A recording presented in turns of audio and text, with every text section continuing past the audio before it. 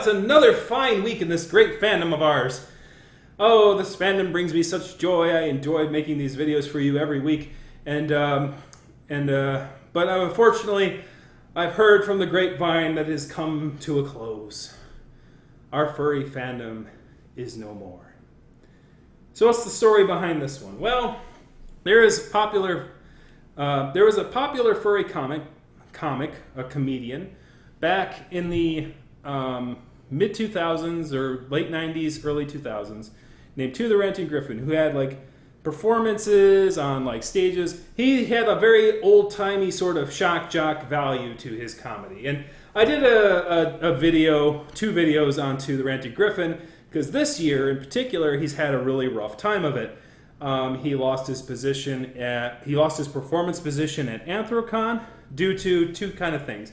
His style is kind of falling out of favor with the fandom, and the programming director probably, like, there is people on the programming staff board who felt his style of comedy really wasn't sort of what they kind of wanted in the convention space, for regardless of whatever reasons. So one of To the Ranting Gryphon, he has his own YouTube channel here, and one of his followers decided to go ask him about what he think the furry fandom is dying. And his response to that was, he posted a tweet saying, people ask me if the furry fandom is dying. It is dead. See my video coming up.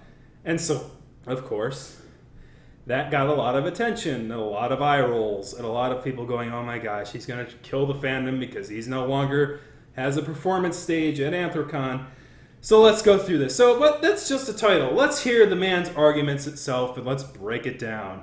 Oh boy, here we go. So let's start it off. So the video is called The Life and Death of the Furry Fandom, and I'll post a link to the full video in the comment below.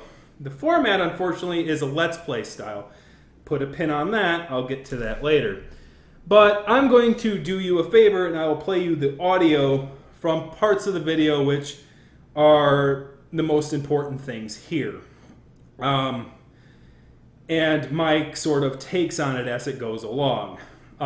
Because it's a 50-minute video, and he really only covers about 10 minutes of actual topics. The rest of it has to deal with dealing with the game and sort of, rehashing things because he got distracted by the game. And, look, let's not put a pin on this. Let's talk about this right now. If you really believe, too, that this is the correct format to be using, it's not. Like, I have Let's Play things on this channel. I have my fandom topics on this channel. And I keep those things separate. There's a reason I keep those things separate, is because when I'm talking about things that are of importance to the fandom, I am giving it my full attention. Because to not give it my full attention is disrespectful.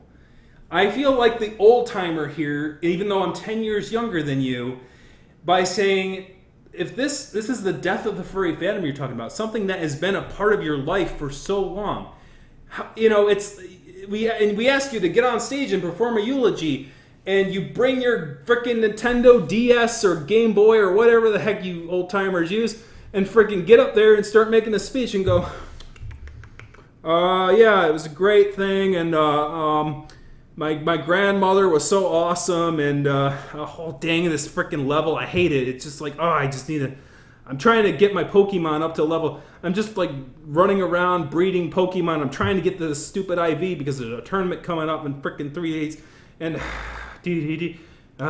just want to freaking play the game, and it's like, I just gotta do this, okay? But anyways, my grandmother was awesome, and it's a horrible format.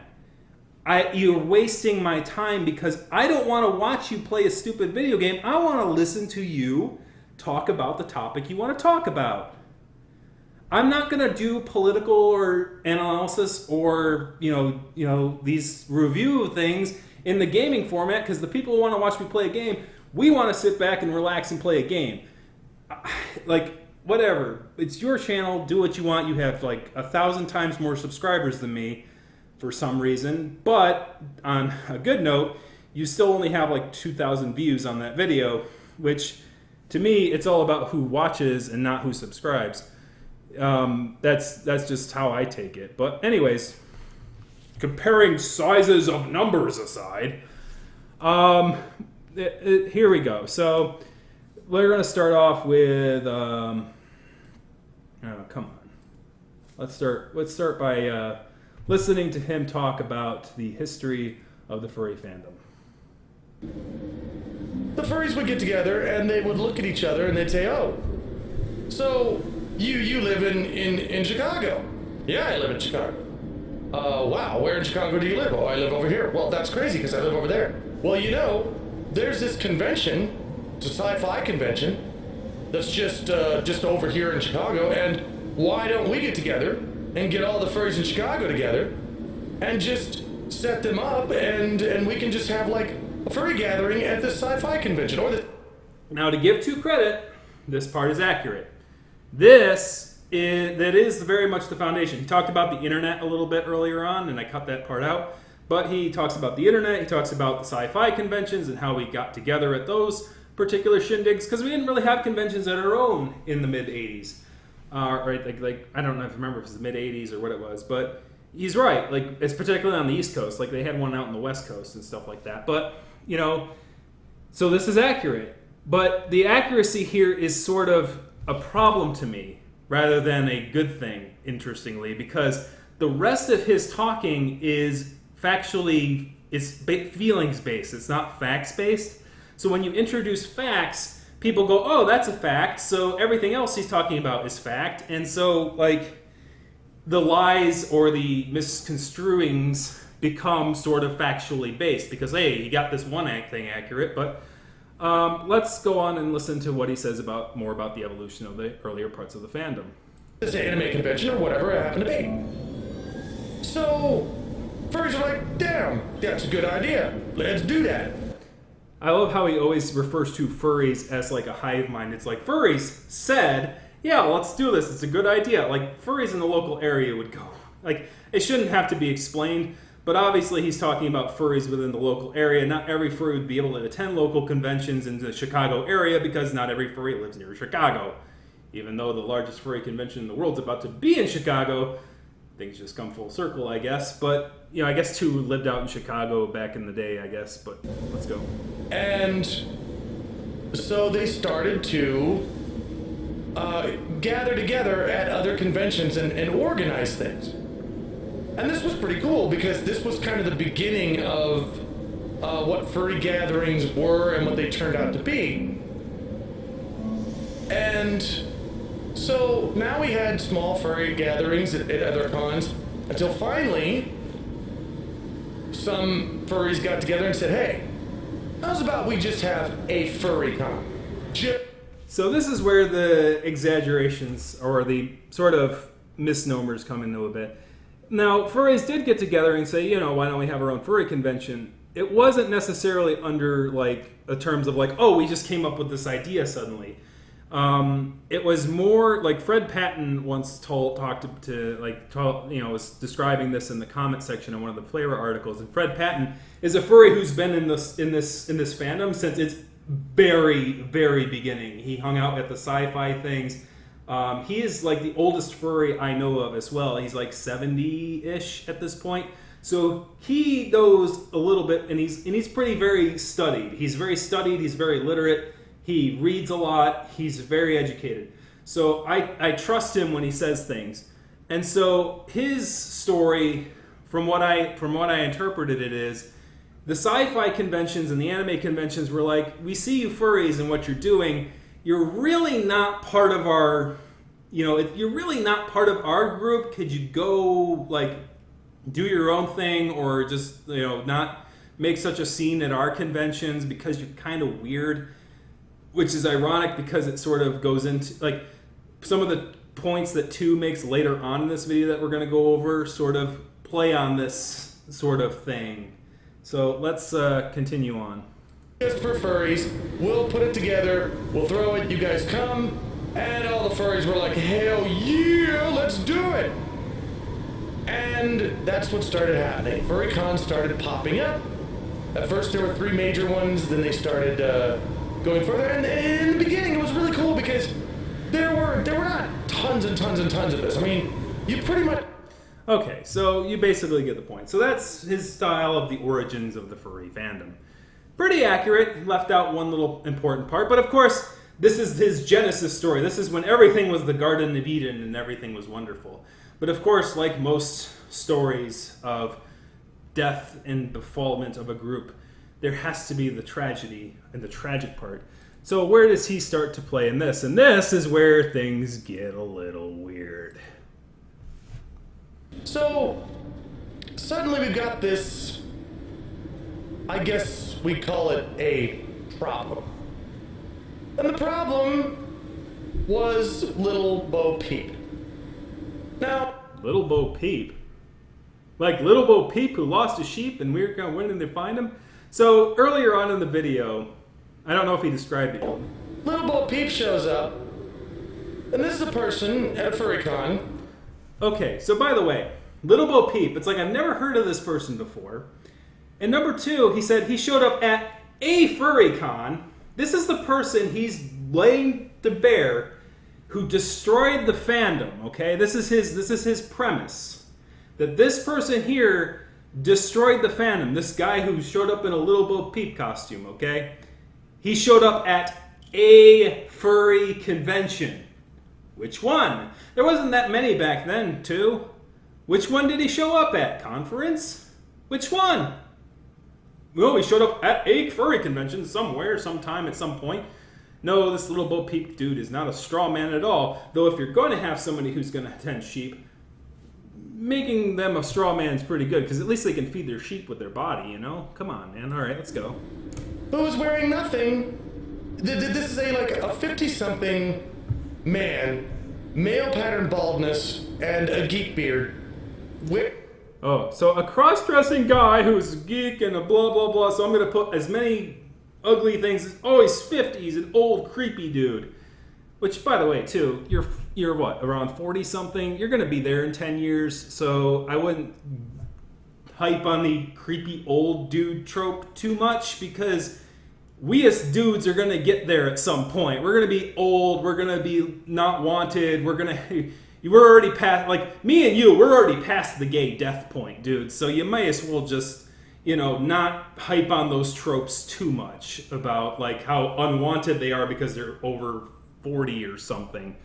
Don't do that. You're harming yourself in the future. Wearing a Little Bo Peep outfit, the dress and everything, with a sheep under one arm and a staff in the other hand. And so we were like, okay, well, and the first thing that the furries thought was, maybe this isn't the best play. This person obviously doesn't understand what our group is about, doesn't understand what furry is about. So, quick question. How do you know that this guy is not a furry? How do you know that this guy doesn't love stories about anthropomorphic sheep? How do you know he's not the biggest sheep fan in the world? Like, that you walk up to the dude and say, hey, dude, look at that story over there about the anthropomorphic sheep who befriends a wolf that's, like, in this anime style. You would love this story. He's like, hell yeah, I love that story. It's like, dude, I know this person who has sheep shirts. You go over there to that kiosk right there, and there's some sheep shirts. You can buy some sheep shirts, and he's going to respond, huh, are they 100% cotton? Because I'm not going to buy any shirt if it's not 100% cotton, because that mixed stuff, it ain't no good to me. I love my cotton. It's got to be 100% cotton. And you go, well, I don't know, I'll check. Dude, is that shirt 100% cotton? Heck yes, it's 100% cotton. He's like, oh yeah, give me a freaking box of those sheep shirts, man. How do you know? You know because of how they dressed? Oh, they're a cross-dressing, freaky old guy. They don't belong in our group. They don't like anthropomorphic animals. How do you know? Whatever. All right, let's let you keep going. All right, let's keep going. Because this isn't furry, this person just looks like somebody who just doesn't have anyone who wants to dress up publicly as Little Bo Peep. Looks like, did you ask him? And doesn't have any other place to do it. And we should probably make it clear to him that that's not what we're about. So, quietly, a lot of furries would go to this guy and say, wink, wink, nudge, nudge, look, maybe you're looking for another con down the street or something, because this isn't what we are. There's really nothing furry about what you're doing. And, well, at first it kind of worked. 2, you're in a pickle here. Either 1, this guy is a made-up dude that you made up completely, and you're using this completely metaphor, and you're misleading your audience by making it sound like this guy was an actual dude.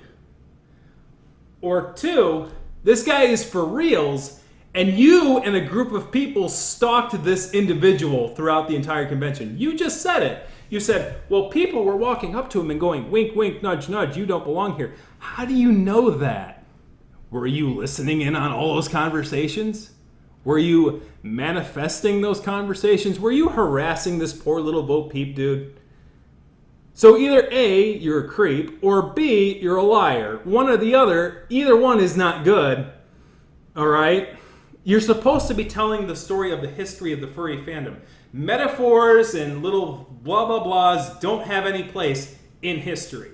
You're talking about a non-fiction repertoire of your premise on why the furry fandom is dead. Metaphors and made-up bullshit have no place here. Let's keep going. That, was kind of a thing. It's like, they'd go, okay. And they go and they find, another convention to wear their, Tron spandex at, or their little Bo Peep dresses, or whatever. But, that didn't last long. Hang on, I'm concentrating on my story and not actually building a thing. Oh, hold on. I'm concentrating on my eulogy and not leveling up my Pokemon. I'm sorry. Hold on. Was I trying to tell the thing that was important to me and all this stuff, and everyone's here to watch and listen to? I'm sorry. I have a video game to play.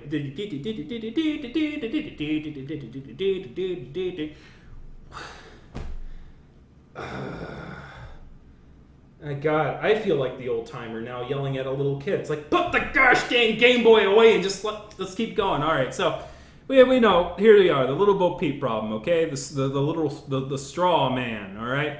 The little Bo Peep who lost his sheep, can't find it, all right? All right? So what happened? What do we go over next? Well, the anti-Gryphon wasn't done laying the blame on other people just quite yet, and now my freaking computer's being stupid. All right? So he goes on to move on to another group. And this one is intriguing. So he goes after the bronies next. And the most recent version of this has been with My Little Pony. There's a lot of My Little Pony influence, and at first the furries were, I don't know, this isn't furry, we don't want this. And the anime, or the My Little Pony people were like, how dare you tell us we don't belong? Blah, blah, blah, we identify as, meh, meh, meh, meh, meh. By the way, he uses the term identify as in 7 different times in this video. It's his new shtick. It's like, people identify as things, and you feel special feelings and shit. That we'll get into that later. But bronies, the furries were like, they were like, you don't belong here, and we were like, and here's the thing. It's funny that he's like not for the bronies right now, because I was gonna come up with like, dude, these guys are furries. It's like these are anthropomorphic horses, and I was gonna do this long spiel and argument, but I have something even better. To the Ranting Gryphon from 2017, let me introduce you to the Ranting Gryphon from October 2012. Hi, to the Ranting Gryphon from October 2012. How are you doing? Would you like to share us your feelings on the bronies? Oh, yeah. Same channel, different time period. Let's talk about this. This is a rant, by the way. One day I logged on, and someone drew a My Little Pony theme thing for the banner, and for some reason, all the furries were like absolutely tearing their own assholes out with rage over this. Just like hundreds of them, furries everywhere, yelling and screaming and literally shitting hate gravy all over the place because this My Little fucking Pony banner. And I kept wondering, did one of these ponies kill some fucking Jews or something? Did Derpy Hooves get caught having a dumpster abortion at the Pony High prom here? What the fuck? And I went back and I looked at the banner like a dozen times thinking there was like gotta be some hidden war veterans on fire in it or something. But there wasn't. There's just a couple of My Little Pony ponies standing there and just everyone else squirting man boob hate milk everywhere. And I know this is not my most poignant rant ever, but what the entire fuck, man? I mean, furries are good at drama. Furries have a high fucking score at drama. If they ever invent a shoulder-mounted drama missile launcher, that's it. Put a pin on that. Fuck it, bow to your new furry overlords because they'll fuck up this entire planet with that shit. But I've never seen them squeezing the drama juice over something they're actually supposed to enjoy. It's My Little Pony. It's cute as shit little talking ponies. That's more furry than Barbara Bush's tits. The only way you could get more furry than that is if you buried your face in Chewbacca's nut bags. The only way you can get more furry than My Little Pony is by burying your nose in Chewbacca's nut bags. That's To the Ranting Gryphon. I don't know which one my left and right is. That's To the Ranting Gryphon from 2012, everyone. Bronies are so furry that they're like stuffing your face. You couldn't get more furry unless you stuffed your face in Chewbacca's nutbags. Okay. Remind me again, To the Ranting Gryphon from 2017, why the fandom died. And include bronies in your argument. Let me go back to you. Oops, not you, you. I do it live! Don't judge me.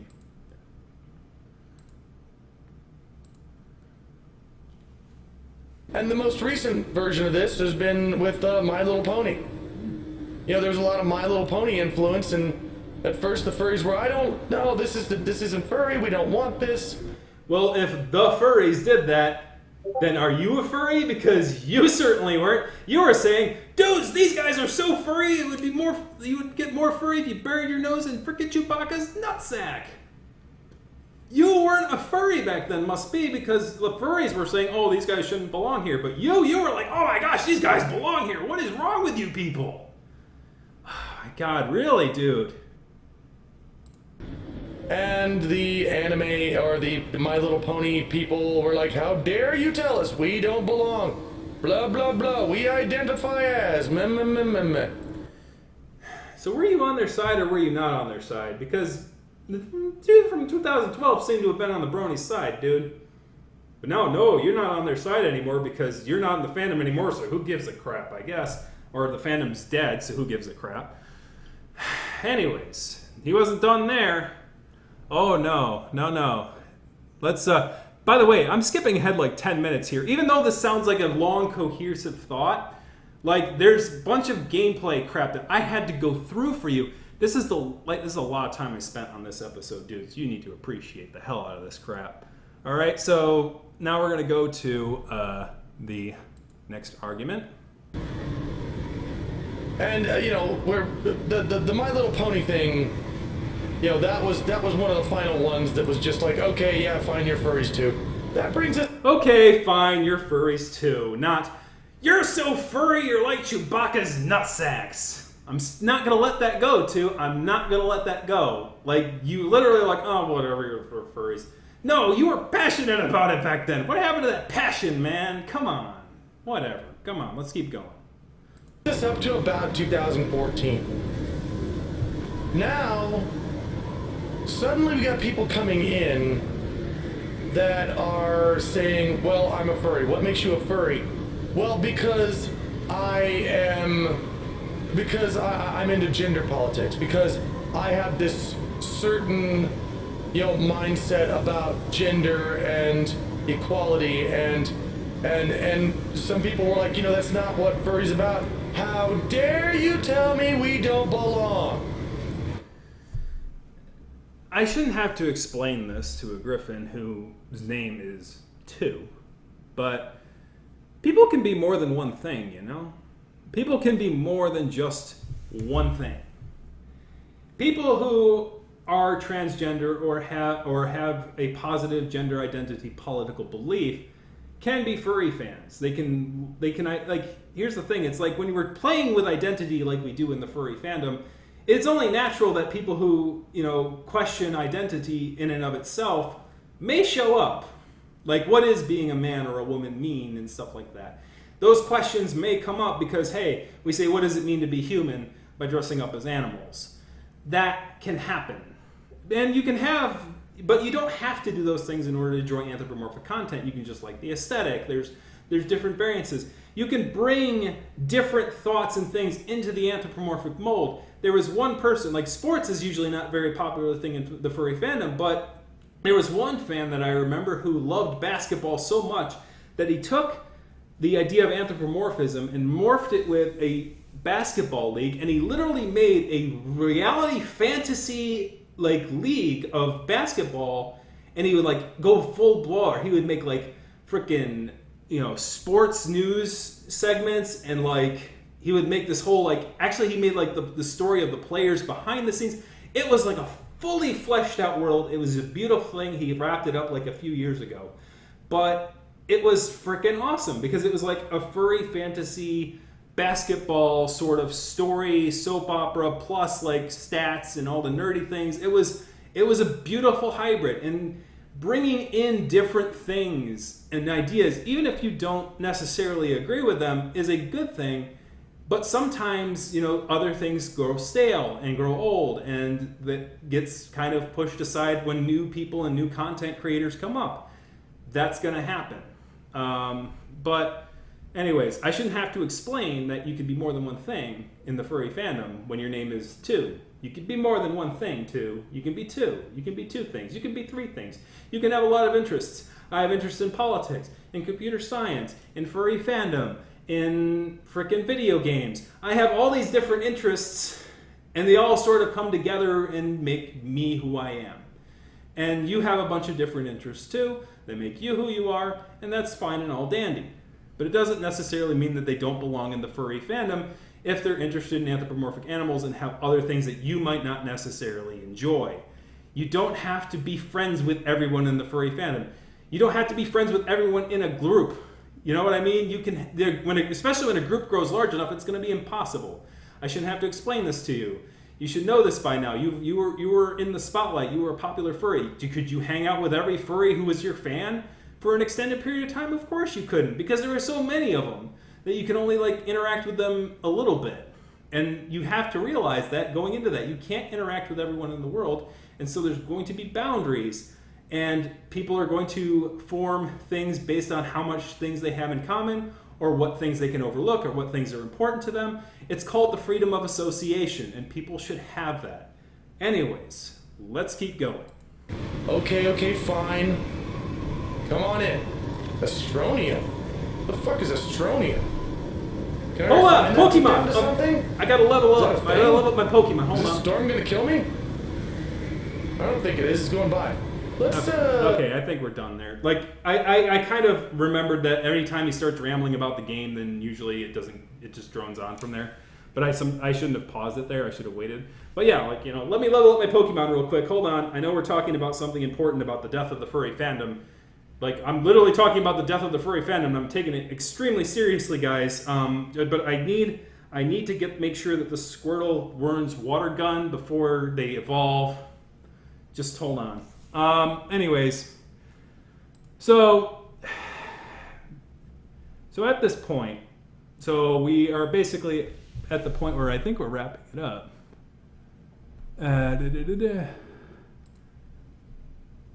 Oh, the final point. This is the reason I had to make this whole video. This is the one that, just hold on a second. Just hold on a second. I'm not going to spoil this for you. You know, in addition to all of the people who don't have really a furry interest, but say, how dare you not consider me a furry, are people with political interests.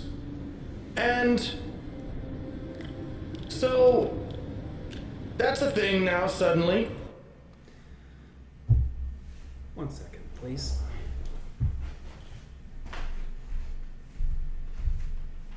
That's a thing now suddenly?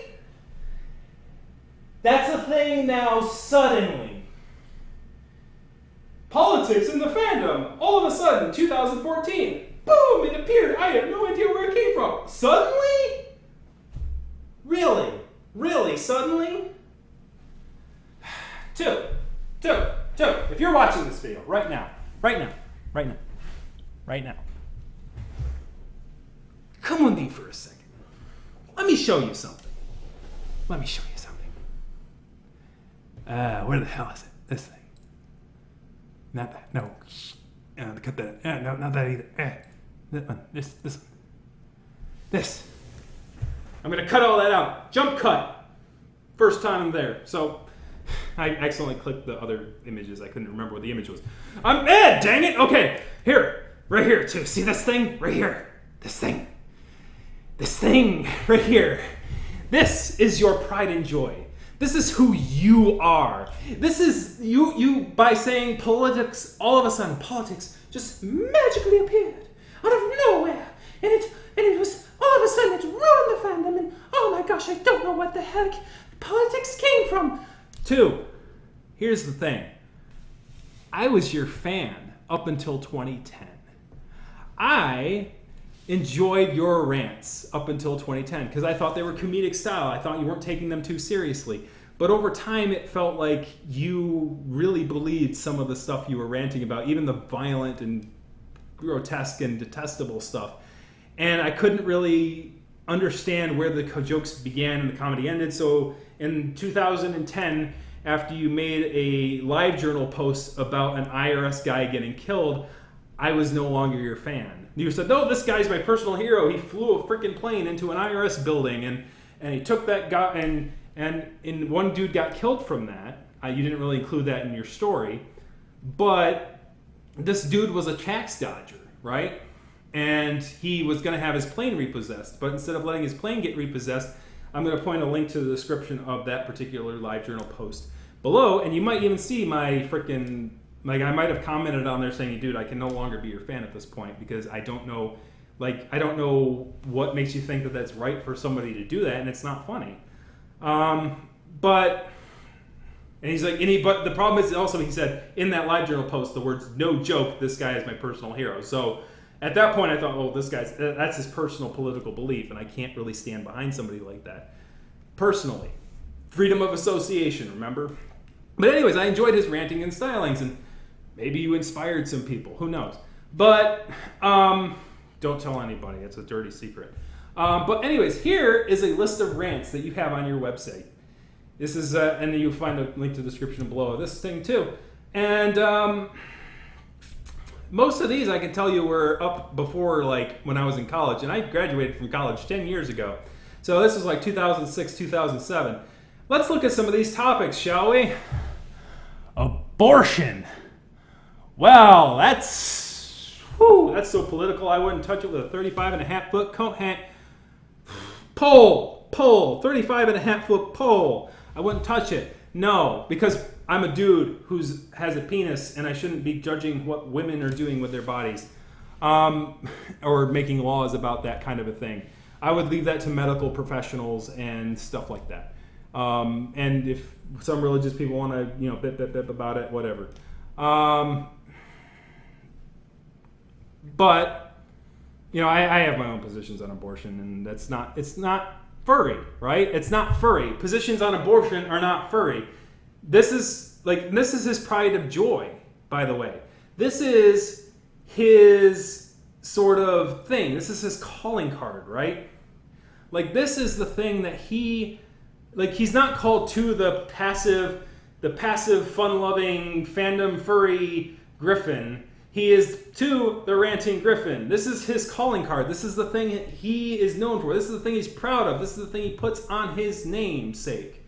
This, and he's got religion in here. He's got some dated stuff in here, like gas prices, which was a big thing back in the mid-2000s because gas prices were like $1 something in the 90s, and then they were like $3. They were approaching $4 in the mid-2000s during the recession, and then they came back down to about $2.50 in the Obama administration, and they kind of maintained that $2.50 sort of like $2.30 like range.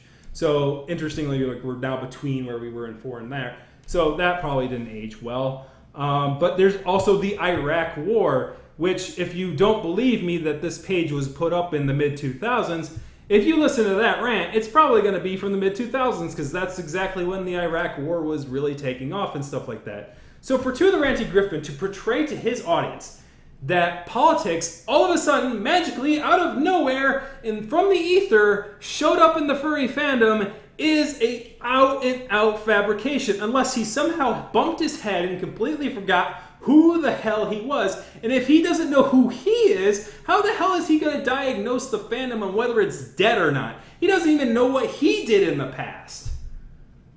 You can't be blind to your own history and then tell the fandom that you know everything about it.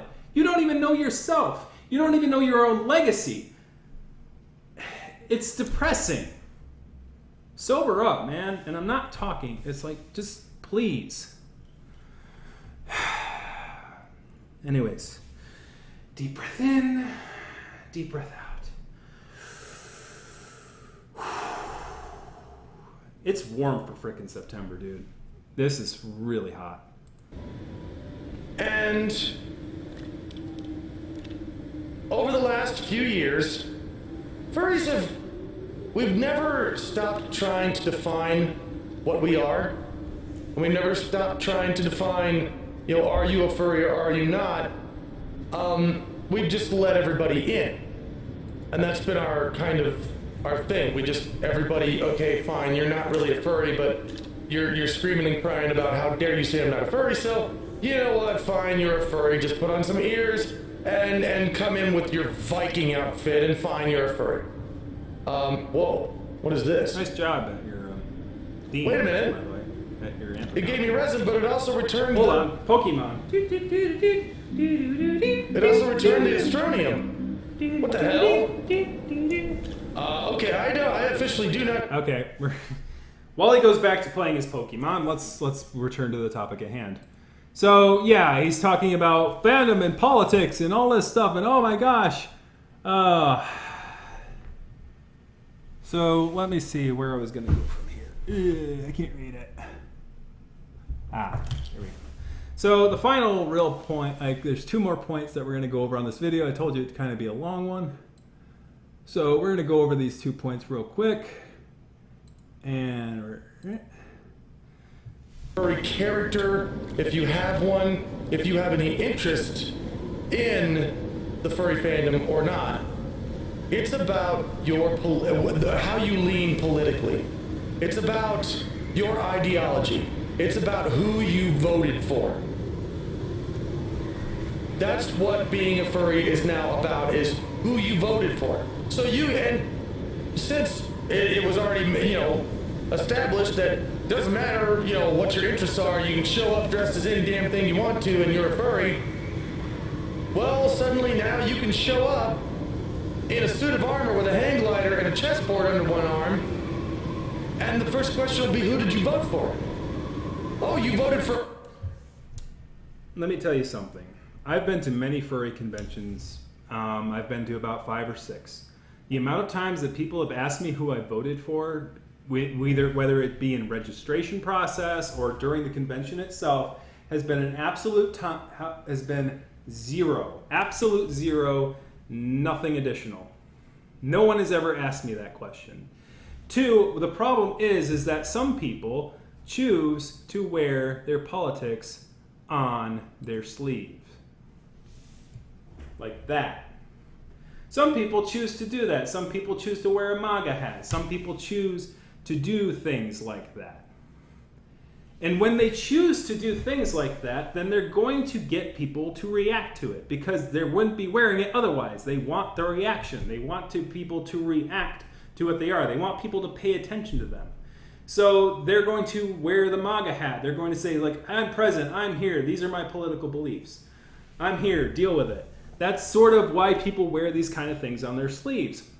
And now it's sort of a hypocrisy that by the way, you're the one who defends those kind of things. It's like, you should be able to wear a MAGA hat. You should be able to wear the banner and not have people judge you for wearing that thing. But yet you began this very video with the premise that you should be able to judge if a person should be able to be in the furry fandom or in the fandom convention space if they're cosplaying as Little Bo Peep and they're a dude. You probably, by the way, too, you probably started a new trend in this freaking fandom without even knowing it. I'm sure there's going to be a bunch of old dudes now showing up in Little Bo Peep costumes. They might call themselves the Two Fandom Brigade. Like, hey man, we're two. We're Little Bo Peeps, and we're two sheep. Yeah, woo! Now that is a good point, isn't it? If someone's in the fandom just to find their lost sheep, and yet now you lost your sheep and you don't know where to find them, so if anyone's a Little Bo Peep here, it might be you two. Think about it. You lost your sheep, man. You lost your stage performance. You're losing a bunch of your audience, or who you thought was your audience. You thought everyone in the furry fandom was your audience, when it might have been just a subset of the furry fandom. And that fandom is and that subset is growing smaller and smaller, and you're feeling like you're losing your flock. You're pining to hear those bleats. You pine to hear that bleating. But unfortunately for you, popularity is but fleeting. So continue to try and find your sheep, dude. But anyways, you were saying something. Anyway, yeah. Our side, great, you're a furry. However, if you show up in a full fursuit with comic books and an interest in furries, but you have a MAGA hat on, no, you're not a furry. Get out. You're a Nazi. You're a racist. So suddenly. So, yeah, it's okay to go up to the Little Bo Peep dude and harass him and go, you're not a furry because you're dressed up as a cross-dresser, you frickin' freak. But, you know, the MAGA hat, you know, it's not like, oh, dude, I don't like Trump. Why do you frickin' vote for Trump? If you're wearing a MAGA hat, you're kind of asking for somebody to come up and ask you political questions like that. That's sort of a thing. Like, you're going to get people judging you when you wear your politics on your sleeve, as I said. It's become a thing in the furry fandom where people who aren't furries are being accepted, and people who are actual furries are being rejected because of their ideologies, because of their political stance, because of who they voted for.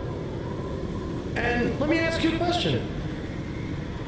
If you have a fandom that rejects furries and accepts normal people based on accepts non-furries based on their political views, is that a furry fandom?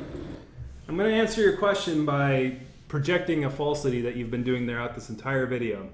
The furry fandom is not a hive mind. It's not a group of individuals that have like one set of ideals and one set of things, and they're going to be homogenous in all their decisions. And here comes the cat. You believe that the furry fandom is this homogenous thing, that it's a hive mind, that if it makes one decision, or if one person tells you your comedy's not funny and they're a furry, then all of a sudden all the furries reject your comedy, or a large percentage of furries reject your comedy, then that means that the furry fandom is all rejecting my comedy, and oh, what do I do? And the furry fandom is now judging me for my politics, and blah, blah, blah, blah, blah. There's a lot of different reasons that your career sort of kind of went downhill. And it's not all the furry fandom's fault. The furry fandom doesn't happen in a vacuum. There are political forces inside and outside the furry fandom that influence the direction. There's the evolution of comedy. There's other factors, and I could do a whole video on that if you want me to. But for now, I'm just still kind of, we're just going over your video. But I think the best way to highlight the disparity between what I see in the furry fandom and what you see in the furry fandom goes back to the very beginning of your video, dealing with a metaphor that you used about coffee. So let's take a look, listen to that. Imagine a group of people that like coffee. The coffee lovers, right? A coffee lovers group. And you're a coffee lover, so it's like, hey, okay, I like coffee, and so here's a coffee lovers group, so I can go in there and we can talk about coffee and why we love coffee and how to brew coffee and all kinds of things about coffee. And it'll be cool because I'm interested in coffee. I'm a coffee lover. But now imagine that group, that same group, says, oh, but here's the thing, we can't just have coffee lovers. We have to also, include people who don't love coffee and who like soda or who love tea or who love beer, or who don't love any of that but would rather just, talk about music. Well, at this point, you'd be asking yourself, well, why is there a group at all? I mean, when there's a... So, he's under the assumption that the furry fandom was great until we brought in people who were not furries, which means that they had interests that were not furry, and he's defining what not furry is. It's the dude in the Little Bo Peep costume who might be interested in anthropomorphic sheep, but no one bothered asking, so we're going to judge him based on his outfit. And then I'm going to get angry when people judge other people based on their outfits, whether or not they're quote-unquote truly a furry or not. People are going to make judgments on whether or not someone's truly a coffee lover. Like, fans are that way, all right? This is the reality of fandom, is that there might be some people who are interested in music and coffee, and they might go, what coffee do you like to listen to and when you're drinking coffee? I like listening to hardbell. And the coffee. But do you folks like coffee from the mountains of Colombia? You know, that crap. You know, that thing. But even if, let's say that the coffee lovers group just didn't have all these outsiders coming in, but just maintained their group, and their group got larger and larger, something would happen. It would go something like this. Man, Folgers is the best coffee. Dude, you're crazy. Maxwell House is where it's at. Maxwell House is the best. You both are ignorant. The best coffee clearly comes from a cat's anus in the jungles of New Guinea.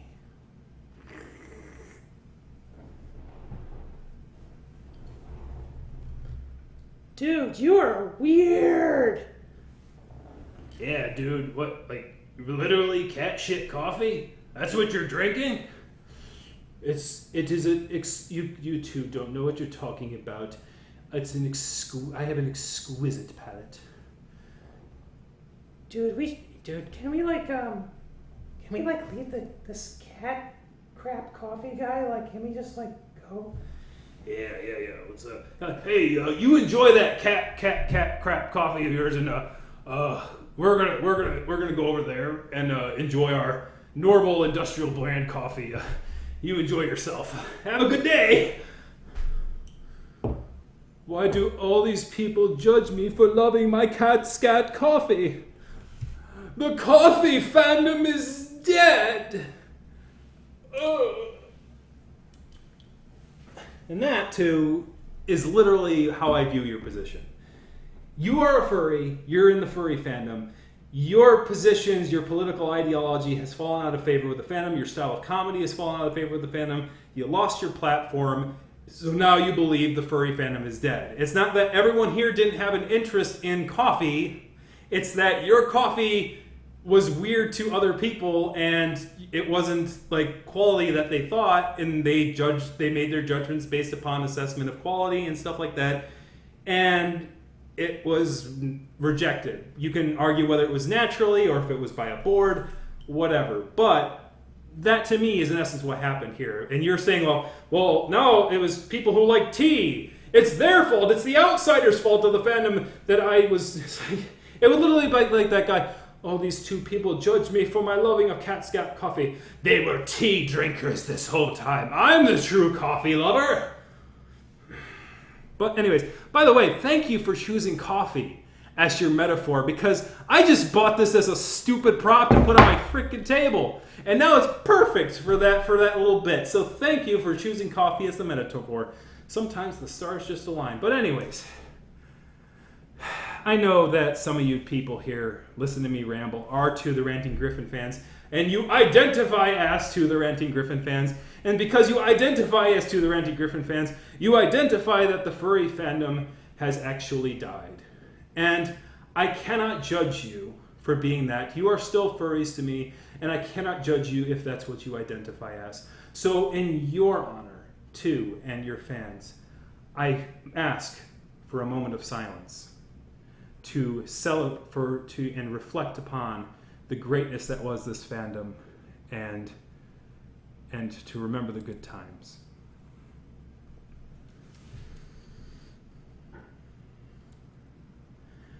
Where,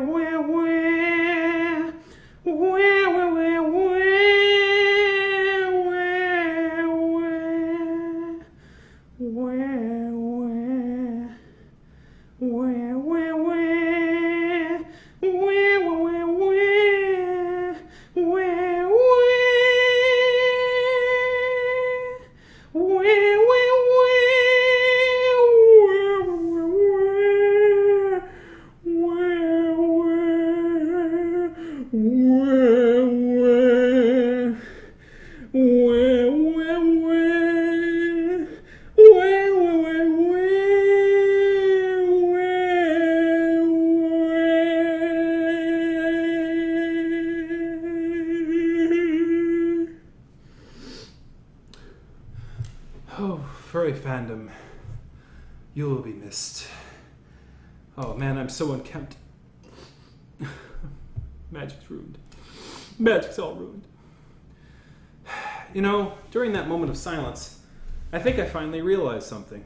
I always wondered how To the Ranting Gryphon became bestie best friends with Kage, Samuel Kage. But now I think I realize. Kage always did love a good wine. And with that, we come to the end of this long and grueling episode and the end of the Furry Fandom. So, thank you very much for stopping by and watching and listening to me ramble and listening to that other special guest ramble. Thank you, too, for providing such wonderful content for me to build off of. And I'm going to get the hop out of here. So kick that like, kick the subscribe button, kick a comment in the comment section because I'm sure you're going to be kicking my butt over this. So, you know, have at it. I kick, Roos kick, you kick, whatever. Thank you very much for watching, and I hope to see you next week. But obviously I will be talking about zombies because I'm be talking about the Furry Fandom probably, and as we all know, the fandom's dead, so it's just going to have to come back from the life, and that's just going to have to be how it is. So have a good one, everybody. Thank you very much.